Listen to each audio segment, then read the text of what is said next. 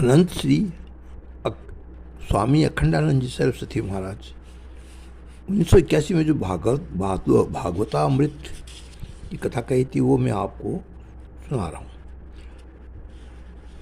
स्वामी जी कहते हैं, इसलिए संत लोग कहते हैं कि आओ हम लोग खुली आंखों से परमात्मा को देखें और उसका आनंद लें। अद्वैत स्थिति में जानने योग्य कोई लाभ नहीं है। हम समाधि लगाकर क्या करेंगे? समाधि तो अव्यवहारिक है और विषय विक्षेप में कोई सुख नहीं है। इसलिए आओ हम चार दीवाने मिलकर बैठ जाएं। इस प्रकार जब संत लोग मिलकर बैठ जाते हैं तब वे चिंतन करते हैं कि विश्व पर भगवान का चरणार बिंदु स्वरूप है, हम लोग इसकी सेवा करें। कभी भी हृदय गर्भ या ब्रह्मलोक का, गोलोक का, साकेत लोक का भाव करके उनको सेवा करते हैं। तो भगवान के प्राज्ञ अंतर्यामी रूप परमेश्वर की सेवा करते हैं और कभी तुरीय पाद ब्रह्मत्व का अनुभव करते हैं। उसकी सारी सृष्टि भगवान के लिए होती है। ये भगत चरित्र के लिए वर्णन और श्रवण में अपना सारा कालपेक्ष कर देते हैं। उनके सामने भगवान का प्रश्न और मुस्कुराता हुआ मुखमंडल होता है। उनके प्रेम की बिखेरती आंखें होती है, आनंद प्रदान या मुस्कान होती है। उनको भगवान के स्पष्ट दर्शन होने लगते हैं और वे उनके साथ बातचीत भी करते हैं। इस प्रकार उनका सारा व्यवहार भगवतमय हो जाता है। कपिल देव जी ने अपनी माता देवती को सारे ज्ञान विज्ञान सुनाते हुए कहा कि आत्मा परमात्मा बिल्कुल एक है। अविद्या के कारण ही दोनों अलग अलग दिखते हैं। अविद्या का अर्थ है कि भूत किमाकार नहीं है होता। अविद्या माने होता है अज्ञान, ना समझी। भ्रम कहते हैं उल्टी समझो और सम अज्ञान कहते हैं ना समझी को। किसी वस्तु को ठीक ठीक नहीं समझने का नाम ही अज्ञान है। जैसे रस्सी को ठीक नहीं समझा तो रस्सी का अज्ञान हुआ, लेकिन उसे सांप या माला समझ लिया तो उसका नाम भ्रम हो गया।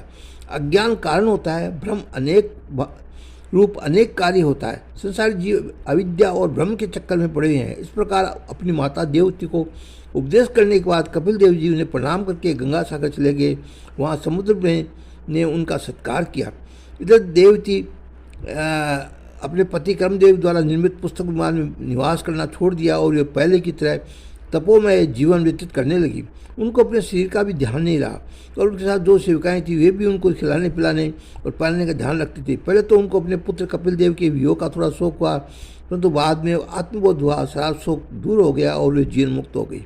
इस प्रकार भागवत के तृतीय स्कंद में विसर्ग सर्ग अर्थात देव सर्ग एवं आसुर सर्ग प्रधान प्रसंगों का वर्णन है। इसमें स्त्री में मुक्ति है और पुरुष भी मुक्ति है, लेकिन हिरणाक्ष और हिरण्यकश्यप की उसके भागवत पार्षद होने के बावजूद मुक्ति नहीं है, क्योंकि जो असुर भाव में संलग्न हो जाता है उसकी मुक्ति नहीं होती। किंतु जो देव भाव से मुक्त हो जाता है वह चाहे स्त्री या पुरुष हो उसकी मुक्ति हो जाती है।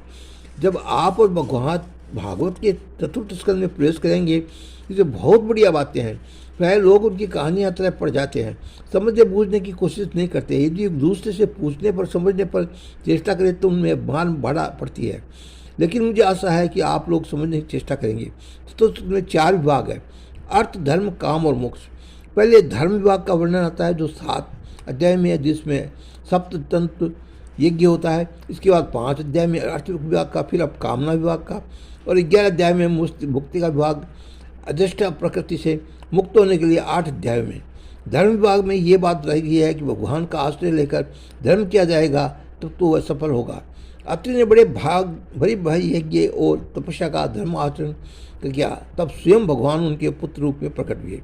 भागवत में ऐसा वर्णन है कि परंतु दूसरे पुराणों में ये वर्णन आया है कि एक बार सती लक्ष्मी और सावित्री बैठकर आपस में चर्चा कर चल रही थी कि इस सृष्टि में सबसे बड़ी सती कौन है।